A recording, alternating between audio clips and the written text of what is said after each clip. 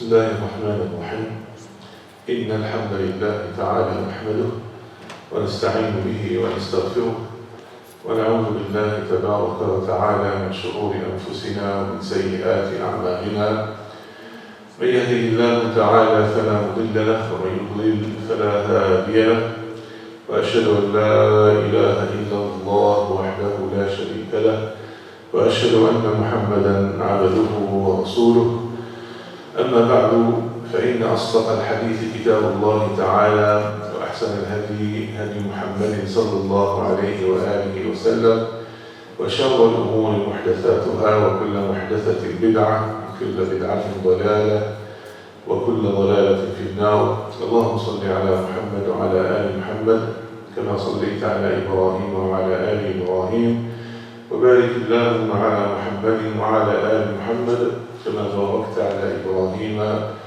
وعلى آل إبراهيم في العالمين إنك حميد مجيد.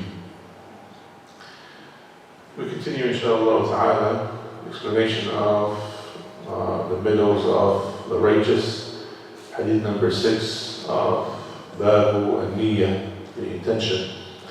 And we finished yesterday speaking about the importance of al-istishara wal-istikhara. And we gave a little details about those.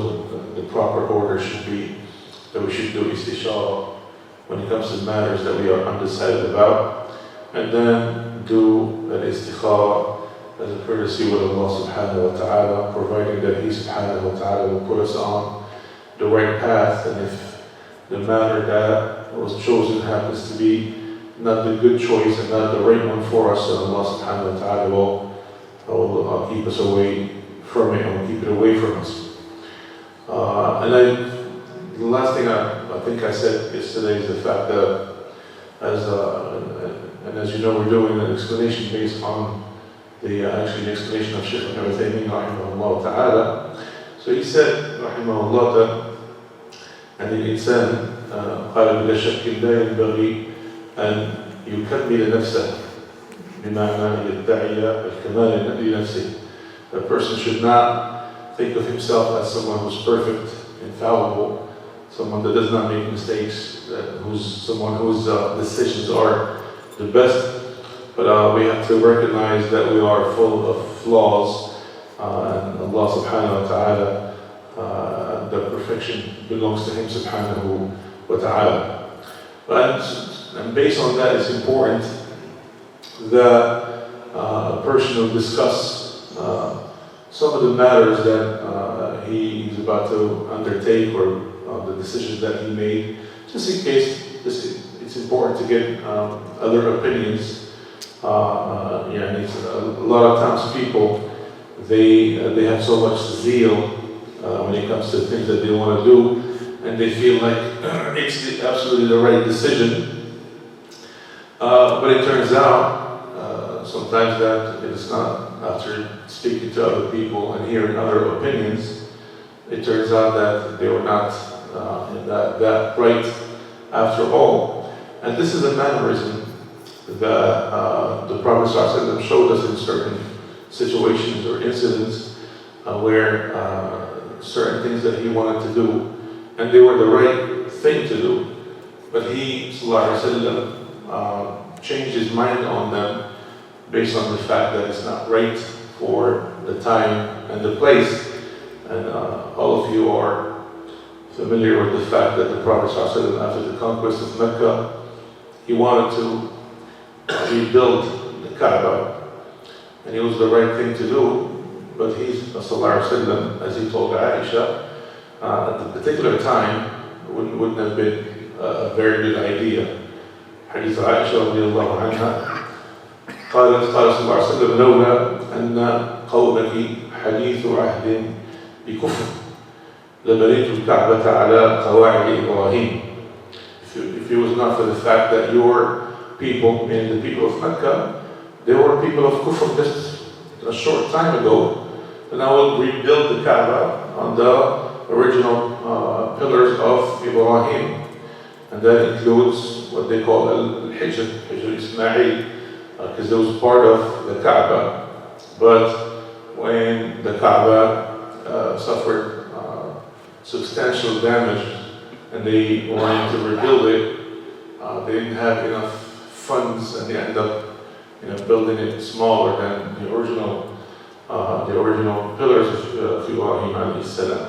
So the Prophet ﷺ wanted to rebuild it that way, but he said that because these people are, just a short time ago they were people of kufr, and there's a chance that will cause some doubt in their minds or some fitna, and subhanAllah, and the Prophet ﷺ, other than that, he would have rebuilt it that way.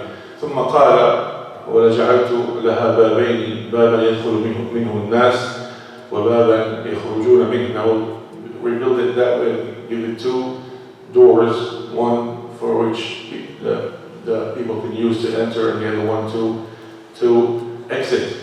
But subhanAllah, he, understanding the circumstances, he changed his mind on that, because it wouldn't have been the right thing to do. SubhanAllah, keeping in mind that people would have, doing it would have caused a fitna. Other things, for example, you'll find that Allah subhanahu wa ta'ala tells us,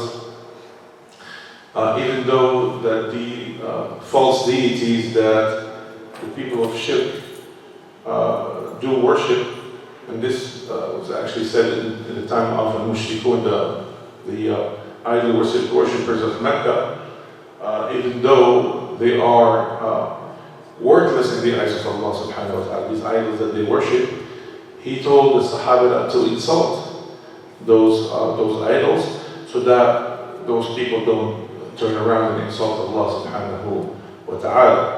Allah Azza wa Jalla قال ذلك في سورة الأنعام ولا تسبوا الذين يدعون من دون الله. Don't insult those that are being called, that are being worshipped besides Allah subhanahu wa ta'ala. فَيَسُبُّ اللَّهَ عَدْوًا بِغَيْرِ عِلْمٍ. So those people will return it, will want to retaliate, and they will insult Allah subhanahu wa ta'ala.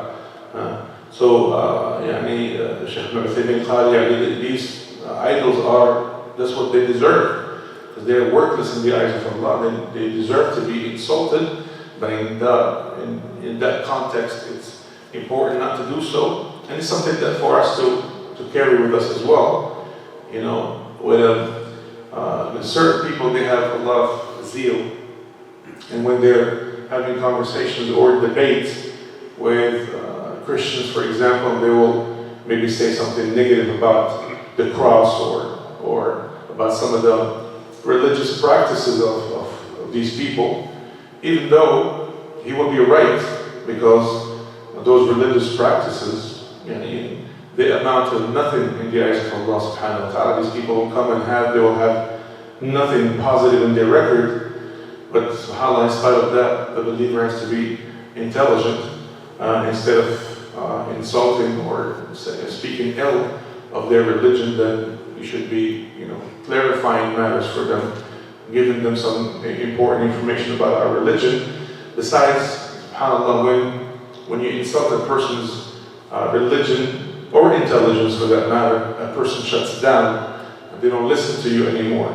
So you always have to leave the hearts open for them to receive your information, subhanAllah. So a lot of times things that we're about to undertake would appear to us to be the right decision, as an idea, in theory, but subhanAllah, when you put it into practice, you look at the context and the situation, and it turns out not to be such a good idea. So it's important that's why subhanAllah, wisdom has to be given the advantage over zeal. SubhanAllah, a person, a true believer has to have some intelligence and some wisdom when dealing with these matters. So going back to what the Shaykh Ibn Uthaymin rahimahullah ta'ala said, that it is important for the person to ask the people of knowledge, and it's الإنسان لابد أن يستشير أهل العلم وأهل الرأي وأهل النصح في الأمر قبل أن يقدم عليه. It's important to ask the opinion of people of knowledge before a person undertakes or takes a decision.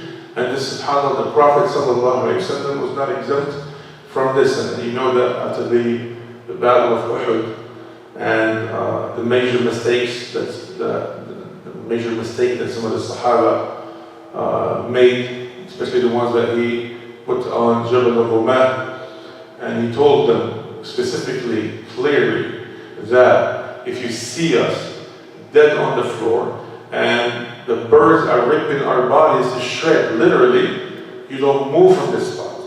It doesn't get any more clear than this. But subhanAllah, they thought that the battle was already over and that the Muslim army had prevailed. So they left that position, and that caused, subhanAllah, for the believers to be defeated in that battle, and for so many Sahaba, some of the major Sahaba to be killed, especially Hamza, and that left the biggest dent and hurt the most for the Prophet sallallahu alaihi wasallam. And after that, Allah subhanahu wa ta'ala revealed, فَاعْفُ عَنْهُمْ وَاسْتَغْفِرْ لَهُمْ وَشَاوِرْهُمْ فِي الْأَمْرِ. Subhanallah. يعني النبي صلى الله عليه وسلم وهو من هو وهو يوحى إليه، يعني سبحان الله أمره ربه تبارك وتعالى أن يشاور أصحابه في الأمر. And he said, forgive them and ask forgiveness for them, and subhanAllah, consult with them in the matter. فَإِذَا عَزَمْتَ فَتَوَكَّلْ عَلَى اللَّهِ. But if you, subhanAllah, if you have taken a decision, then rely on Allah subhanahu wa ta'ala. وهذا من؟ هذا رسول الله صلى الله عليه وسلم، وهو أسد الناس رأيا وأرجحهم عقلا وأبلغهم نصحا. صلى الله عليه وسلم, he is the one that has the best intellect, صلى الله عليه وسلم, and he's the one that is supposed to give advice and to give opinions. So the importance in the hadith of Sa'd ibn Abi Waqqas, that it is important to ask the opinion of those of knowledge, and it's important to ask for an istishara and fatwa. And I wanted to spend a few minutes on fatwa. Shaykh Ibn Uthaymeen rahimahullah ta'ala, when it comes to istishara or fatwa, then it's important to give all of the facts. You see that Sa'd radiallahu anhu, people don't just go around saying, I have a lot of money, I have a lot of wealth. But that's what Sa'd radiallahu anhu said. I am, وَأَنَا ذُو مَالٍ كَثِيرٍ. And because I said, I have a lot of wealth, and I have only one daughter as an heir, so can I give the 2/3 of my wealth? So he gave some important information. So when you do istishara, or you are asking for fatwa, a ruling, it's important to give all the important information. And subhanAllah, they say that half of the fatwa is from the question. A lot of people, they go, they want a fatwa, but they want it a certain way. You want to kind of push it a certain way, sway it a certain way, and they just give half of the information, or they give just the information that will make the mufti give them the answer that they looking for. That's one. Or you'll find, subhanAllah, people that when they ask for fatwa, especially in a matter that they have a quarrel with someone, or a situation, or a problem with someone, and they say when you're asking them to put you in the picture, or Mufti is asking them to put him in the picture, they have trouble speaking about that person. They say, well, if I say what that person said, that's هذه الغيبة من النميمة وأنا لا أحب ذلك. This is from backbiting, and I don't like to backbite a person. سبحان الله, يعني لذلك ذكر أهل العلم بعض الاستثناءات في مسألة الغيبة. يعني لابد من الإشارة أن الغيبة حرمها الله تبارك وتعالى. ألم يقول سبحانه وتعالى في سورة التربية، سورة الحجرات: ولا يغتب بعضكم بعضا أيحب أحدكم أن يأكل لحم أخيه ميتا فكرهتموه. Do not backbite each other. Would one of you like to eat the flesh of his brother? You would definitely hate it. Subhanallah. So definitely al-ghayba, speaking ill of a person that is not present. ذلك سميت الغيبة لأن الرجل هذا الذي يذكر بسوء غائب. سبحان الله ليس بموجود معك لا يسمعك. So that's what they call it غيبة, because the person is غائب, so he's not present, he's absent, and he's speaking behind his back. And Allah subhanahu wa ta'ala made that forbidden. But subhanallah, the ulama ذكروا استثناءات.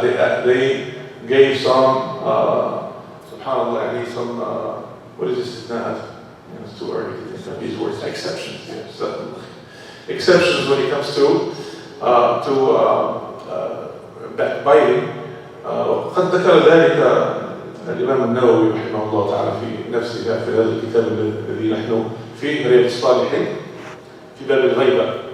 Imam Nawawi mentioned this and he commented on it somewhat extensively.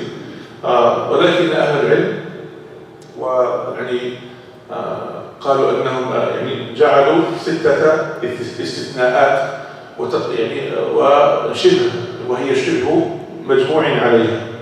They gave 6 exceptions that they almost had a consensus about them. فقالوا في هذه الأبيات الصغيرة يعني في بيتين قالوا القدح ليس بغيبة في 6 متظلم ومعرف ومحذر ومجاهر فسقا ومستفت ومن طلب الإعانة في إزالة المنكر. هذه يعني الاستثناءات 6. ف they said that القدح, slandering or backbiting is not considered a غيبة, meaning speaking ill of someone is not considered a غيبة في 6. متظلم ومعرف ومحذر. متظلم, someone who's been wrong, someone who has been oppressed. ومعرف, someone that is trying to identify someone. And I'll explain inshallah ta'ala. ومحذر, someone who's warning. ومجاهر فسقا, someone who subhanallah, someone who does his sins and transgressions out in the open for everyone to see. ومستفتي, someone who's asking for a fatwa.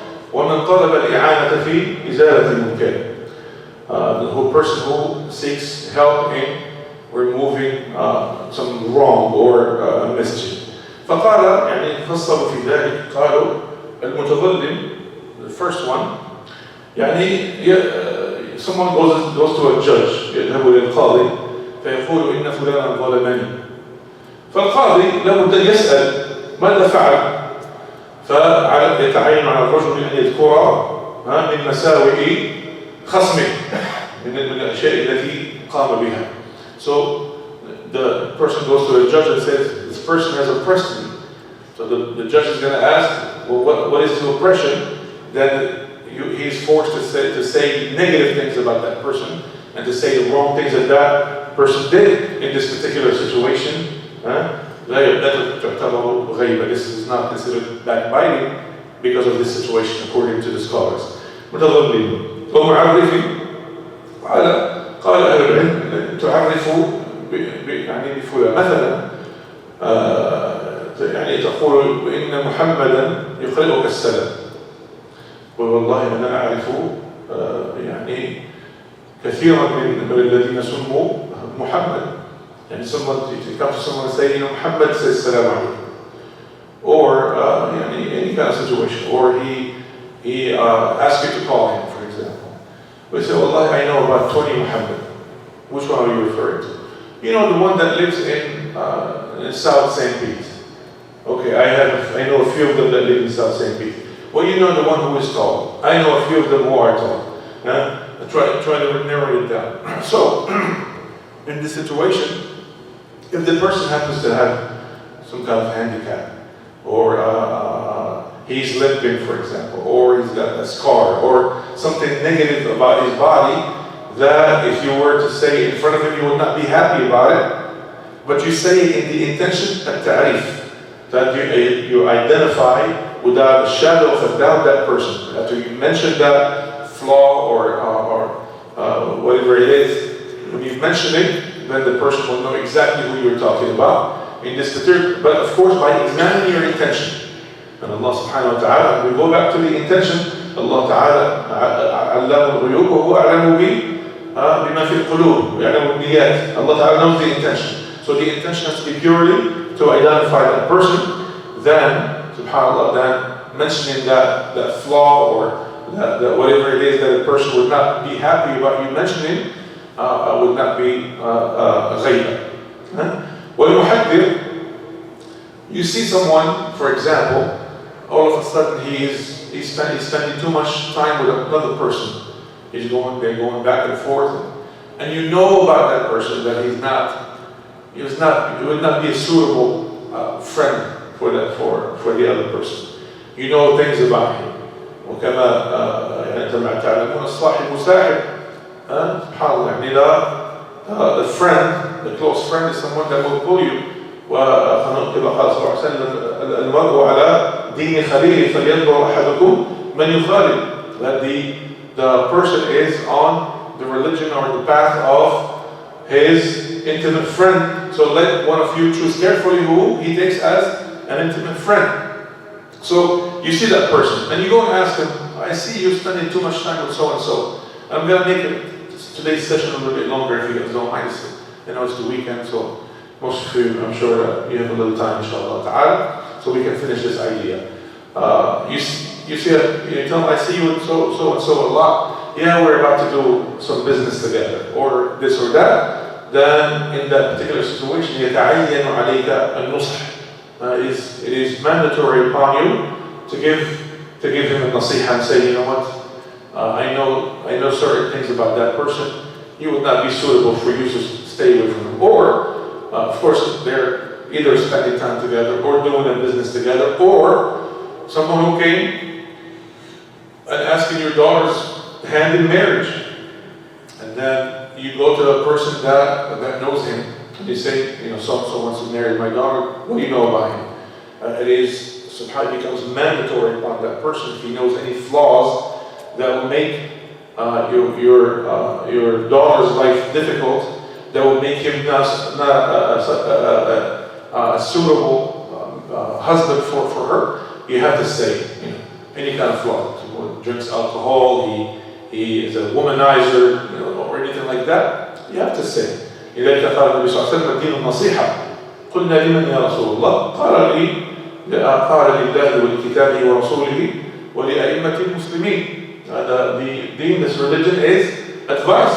They said to who, Ya Rasulullah? They said for the sake of Allah and His Messenger, for the believers, and especially for the leaders, the ones that the leaders of the believers. Of course, nowadays nobody gives the leaders any kind of good advice, especially in our world, in the Muslim world, because everyone is afraid to give the right advice. SubhanAllah. May Allah subhanahu wa ta'ala give back the hayba and that strength to the people of knowledge of this ummah, inshaAllah ta'ala. وَمُجَاهِرًا فِسْقًا, someone who sins out in the open for everyone to see. SubhanAllah, and that's a big one, because SubhanAllah, the people in this ummah, one thing that the Prophet ﷺ told us to stay away from, قال كل أمتي معافى إلا المجاهرين. All of the people of my ummah, إلا المجاهرون, except for those who sin in the open. ثم قال وإنما المجاهرة أن يعمل الرجل عملا بالليل، يعني عملا فاسدا، عملا يعني فيه معصية لله عز وجل، ثم يصبح وقد ستره الله تبارك وتعالى فيقول يا فلان عملت البارحة كذا وكذا، قد بات يستره ربه تبارك وتعالى ويصبح يكشف ستر الله عليه. نعوذ بالله من ذلك. Person, he said, from this is a person that goes and sins by night. And the night is always is a cover, in the cover of night. And Allah Ta'ala has covered for him. And he goes and he exposes himself. He wakes up in the morning, tells his friend, you know, last night I did this and this and that. SubhanAllah. Allah Ta'ala is covering him, and he's the one exposing himself. And this is, SubhanAllah, this is an aspect that the Prophet ﷺ told us about, But even worse, the ones that, subhanAllah, you see their transgression out in the open for everyone to see. حتى ذكر بعض أهل العلم أن مثلا حلق اللحية من المجاهرة بالمعصية وخلع الحجاب من المجاهرة بالمعصية. Some of the scholars said that shaving the beard is from that. It's from sitting out in the open, as the Prophet ﷺ ordered us as Muslims to grow our beards. And subhanAllah, a person that does the opposite of the order of the Prophet ﷺ, he goes out in the open for everyone to see. Some of the scholars say this is part of mujahara. Similarly, the women that take off their hijab. It's a Muslim woman, and you see her walking around with no hijab. That's part of it. Everyone can see her hair, or can see her awrah. Then subhanAllah, it is from al-mujahara al-masih, because it's out in the open for everyone to see. Similarly, people, for example, that are supposed to be Muslims, and they wear clothes that a Muslim is not supposed to wear, and they wear them and for everyone to see. Even some people that come wearing such clothes to the house of Allah, to the masjid, all of that is from al-mujahara bil-ma'siyah. Sallallahu tabaraka wa ta'ala an yasimana wa iyyakum. But subhanAllah, al-mujahir al-fisqa, someone that sins in the open. So it is part of what you're supposed to do is to expose that person, so that he will desist, he will go back, and he will stop doing what he's doing. Subhanallah. ومستفتي وهذه واضحة. The person is asking for a fatwa. He needs to give all of the aspects. They have a transaction with someone, and someone has taken his money or has done something wrong. Then it is part of getting the proper fatwa is to give all of the aspects of the situation. And subhanAllah, the hadith of Hind, the wife of Abu Sufyan, she went to the Prophet ﷺ. She said, Abu Sufyan, who had become a Sahabi, she told him that he is very stingy. SubhanAllah, لا يعطينا ما يكفينا. He does not give us, me and my children, what suffices us when it comes to an-nafaqa, when it comes to money. If Abu Sufyan heard that, would he be happy? He would be very unhappy. She exposed him. But in this particular context, she said, he is wealthy, but he does not give us what we need. And his wealth, his money is in the house, in my house. So should I take from it? The Prophet said, take bil ma'ruf, take what is enough for you, but without going overboard. حتى قالت إنه بالسيك، يعني يمسك، he's بالسيك، he's stingy, he holds on to wealth. So the Prophet did not tell her, why did you say that about him? Why are you exposing him? But because she's asking for a fatwa. ومن طلب الإعانة في إزالة المكلم. Doing this very quickly and very concise, so I don't keep you here too long. This is the last one, inshallah ta'ala. من طلب الإعانة في إزالة المكلم.